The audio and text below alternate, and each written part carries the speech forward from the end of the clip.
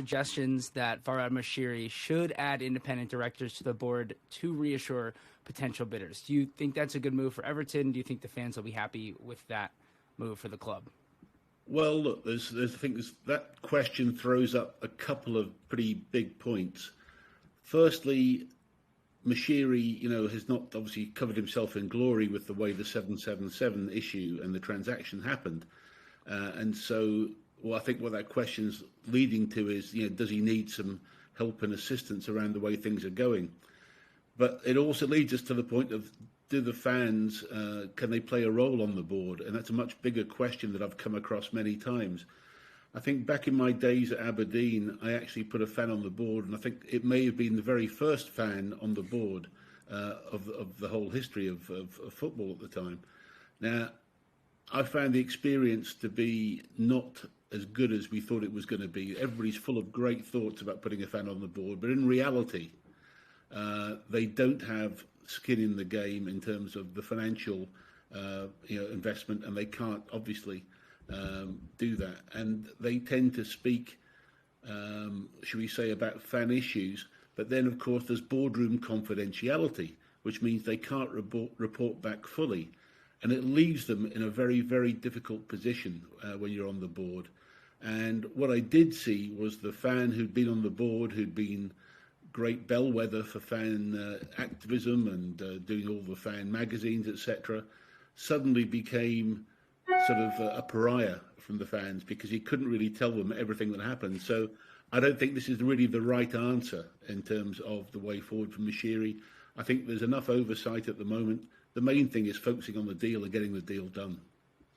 And how important is getting that deal done to finish the stadium in time for the next season? We know they're supposed to move in there for the 25-26 season. How important is getting that deal done and getting the money in, and how much money really is needed for that? Well, I think we're going to be okay to finish the stadium. I think we're looking at probably somewhere around about £30 million right now is my guess to finish off.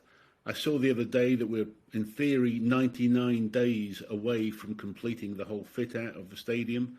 Most of the work now is internal fit-out rather than external. It looks fantastic. We've always believed it's going to be a great stadium, and it's probably going to be better than people imagined.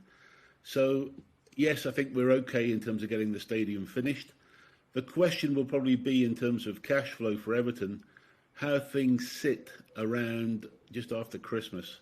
There'll be another payment coming from the Premier League in terms of broadcast, but we're going to have to see where things stand. So we're hopeful, and I'm hopeful, that this transaction can still be completed in a relatively short period, but a lot will depend on the outcome of the court case in New York between Leadenhall and 777. So that, to me, is the big hurdle at the moment that we're going to have to get over. And when will we know more about that? Well, the last court hearing, I believe, was July 10th. I'd have hoped to have heard something on July 21st, but nothing yet. So I'm hoping it's imminent. But of course, we all know once we get in the legal system, I'm afraid you go down a rabbit hole, and it can take a long, long time to get things going. But that's going to be the hurdle to get that resolved. And then hopefully either Friedkin comes back in.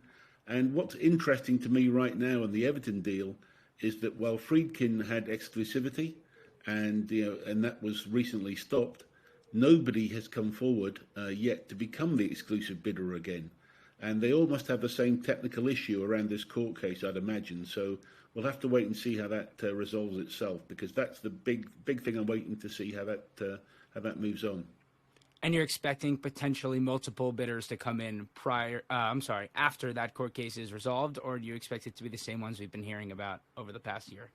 Well, I think we've been hearing about 3 or 4 very serious bidders besides Friedkin. And of course, I think what may emerge out of this, and this is an interesting theory that I've developed, is that there may well be a joint venture put together. It would make sense for Friedkin, because if he stays below 30% ownership in Everton, i.e. 29.9%, then he wouldn't have the conflict between Roma and Everton in terms of ownership. So that may make sense for him. Also, it would mean that the group that was put together had the advantage of having close ties between Roma and Everton without breaching UEFA rules. So that may be the start of a very, very powerful football grouping that could work together. So that may emerge. I know that there are some very deep pockets and credible other groups that are ready to go. And so if we can come up with a group like that, that may be even a better solution than what we had before. So I'm still eternally hopeful, and the glass is still half full for me.